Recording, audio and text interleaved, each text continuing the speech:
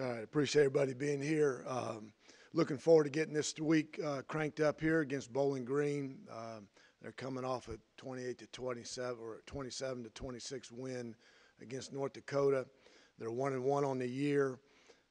They got beat by Ohio State in their first game, and watching them on film, offensively they're a wide open spread team. There are a lot of four wide, a lot of empty sets. They throw the ball around a bunch, a lot of screens, a lot of vertical throws down the field as well. They've got two really good backs. Both of them are a little bit smaller, but they're really good in space, very dynamic. The receivers are good, really good speed. A couple of them are from Florida. And their quarterback is a senior. He's a bigger guy. Hasn't seen much of a threat as a runner yet in these two games that they've played, but he has pulled it down, run it some. Their offensive line is really big, and they do a good job from a protection standpoint. And then defensively, they've played two really contrasting offenses in Ohio State and North Dakota. So, and with a new first-year head coach, there it's kind of a little bit of an unknown, kind of what we're going to see.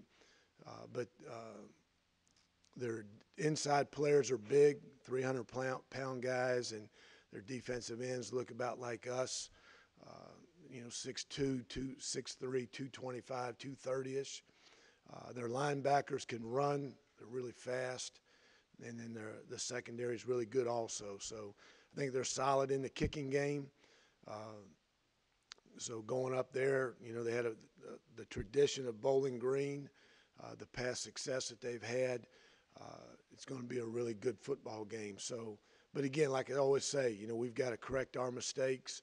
We've got to get better from where we are these first two games and continue to improve.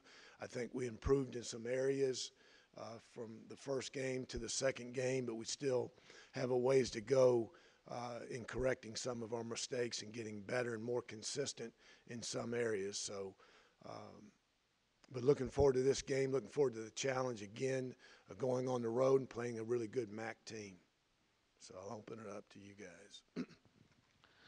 Well, offensively, I thought we did a really good job of moving the ball and against a really good defense. There's not many offenses that have put up 500 yards, and 24 points against that defense. So I thought we did a lot of good things. I thought we ran the ball a little bit better than we did last year. I think that's still an area that we can improve on as we move forward. The fumble, we got to correct that. It's just an unforced error. The interception, give number 20 credit, has a heck of a play by him. You don't see plays like that very often. So he made a nice play on it. So we had an offside penalty there on 4th and 2, 4th and 3 that made it long yardage, so we got to get that corrected. But looking at it offensively, I thought we protected well. You throw it 65 times and you only give up one sack, and that's, in the last 3 or 4 minutes of the game. I thought our offensive line did a good job. I thought Brent did a good job of throwing the ball away. I thought he did a good job of moving in the pocket and finding his second and third and fourth receivers. I thought our receivers did a nice job, running routes. We dropped too many balls. I think we had 8 drops for the game, so we got to get that corrected. Defensively, we gave up, Ralph Webb's a really good back, had 200 yards plus, and almost had 100 yards on 2 plays. So we've got to eliminate the explosion plays in the run game. So that's an area defensively. Kicking game, we missed a field goal. We blocked a punt, so we did some good things in the game, So if you're looking for stuff to clean up and get better at, that's what I think we need to do. Coach, like you said, they run a spread offense, and then defensively they're very fast in the linebacking core. What do you guys have to do to slow them down on both sides of the ball? Well, you know, offensively versus their defense, we've got to be really good on first down. Uh, I think that's going to be a key in the game of getting something positive on first down. And again, I've watched, you know, a little bit of film today and a little bit yesterday, so you're still in the evaluation process, but they seem to want to bring some pressure on third downs. Uh, and that's why I'm saying on first down, we've got to be really good, to try to stay in a third and manageable down and distance. We've been really good offensively. I don't know where we are nationally, but we've been really good on third down. I think we're over 50% on third down. So we've been really good, but part of that reason is because we've been pretty good on first down also. So we haven't been in a lot of long third down situations. Uh, so I think that's a key. And then defensively, we've got to tackle great in space because they run a lot of screens to the backs. They get the ball underneath. They spread you out, do a lot of mesh crossing routes. So they're going to try to, get you in space. So we've got to tackle well in space. And then obviously we can't give up a big explosion play. Coach, Bowling Green is since 2010 is 8-2 against non-conference opponents at home. Is that a topic that the coaches will discuss? You just kind of ignore it. It's the first I've heard about it. Uh, when you go on the road, you've got to be mentally tough, and this is an early start. Uh, you're going up there. Uh, you expect teams to play good at home, so uh, they've got a good football team. I'm sure they take pride in playing well at home. Their crowd will be there behind them and all that. So, again, it goes back to you can't control what Bowling Green's going to do. I have no idea what they're going to do. All we can do is prepare to play our best, play better than what we played last week, and that's going to be our goal and our motivation this week. Coach, what's been your impression of guys like Patrick Smith and Ty Lee who have really had to step up in the wake of injuries? Seems like they had a slightly better game this week against Vanderbilt. Um, I've been impressed. For a freshman, a true freshman, uh, to come in and play and be able and to be, he hasn't. We haven't eased him into it. He started these last two games, and has held his own. He gets overwhelmed, like I've said, because of his size.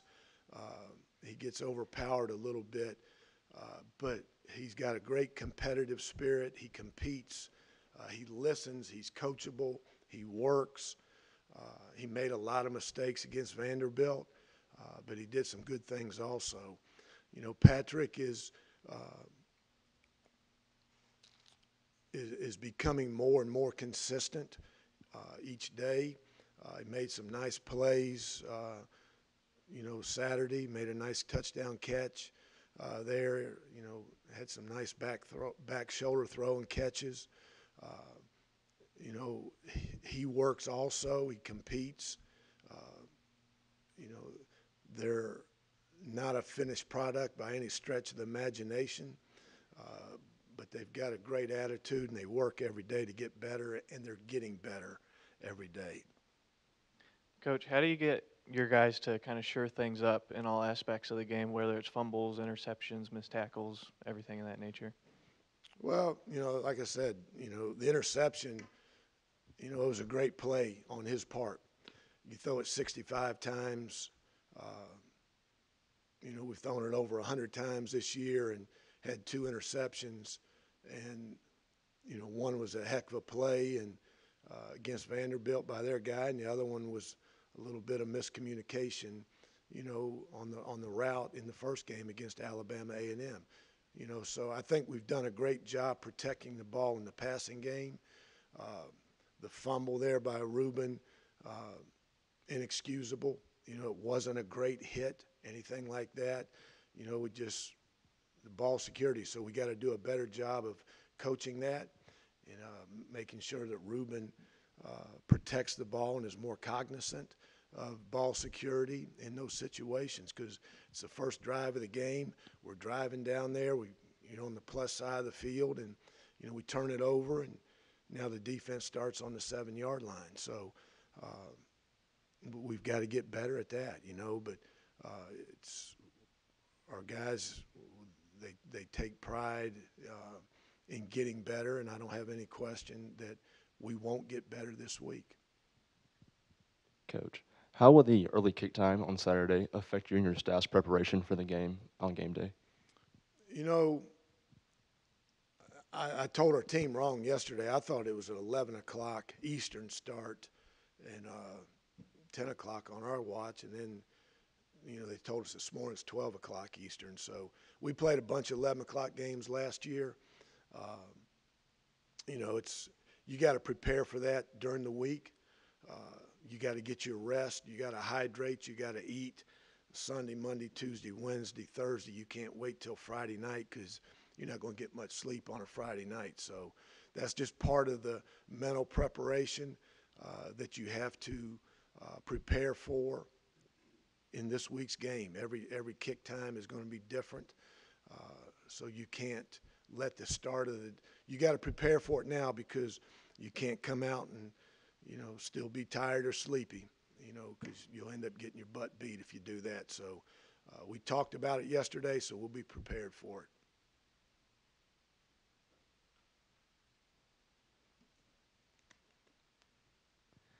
Coach, how important is it for a team to forget about a loss? And probably in some instances it's easier said than done, I'm assuming. I think it's really a lot easier said than done, because you got to put it behind you. You beat your chest for 24 hours when you win, and you step on your lip, for 24 hours when you lose. But you got to be tough. You got to be mentally tough in this business as a player, and understand, what you did good, what you did bad, why you weren't as successful as you wanted to be, and get those mistakes corrected. But nobody's going to feel sorry for you, and you can't walk around moping and all that. You got to be positive. You got to have a great attitude. It's a long season. It's one game. We're disappointed because we lost it, but you got to move forward. You got to get on to Bowling Green, or you're not going to be as successful as you want to be this weekend. What has impressed you about Bowling Green's senior quarterback I think his competitiveness. They got beat pretty good against Ohio State, but he kept competing. He hung in there. And again, watching him on film, you don't know the personality of players, but he looks like he's a good leader for them. He looks like he's a tough guy, and I respect that in a quarterback, the toughness that quarterbacks show. But I think he's a really competitive, tough leader for him. He's got a good arm, strong arm. And then, against North Dakota, they played in a lot of the game in the rain, and it was a close game. They jumped out in front, and then it got to be a close game there at the end. I just think his toughness and his arm strength and his competitiveness really stand out to me. Coach, this week there's 4 Conference USA MAC matchups. Sometimes as hard as it can be to get non-conference games, do you feel like that can more of that could be good for both leagues or teams in both leagues? Yeah, I think so. I didn't know.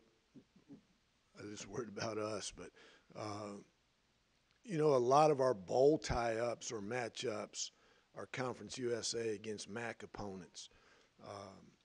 So, and then geographically, we kind of fit a little bit together with all the other Conference USA schools and the MAC schools. So I think it's good. I think it's an opportunity for, both fans, both sides, MAC and Conference USA. Might be a little bit easier for them to travel to those games as opposed to, going far away. So I think it's good for both leagues. Good deal. I appreciate you guys coming. Thanks a lot. Have a good day.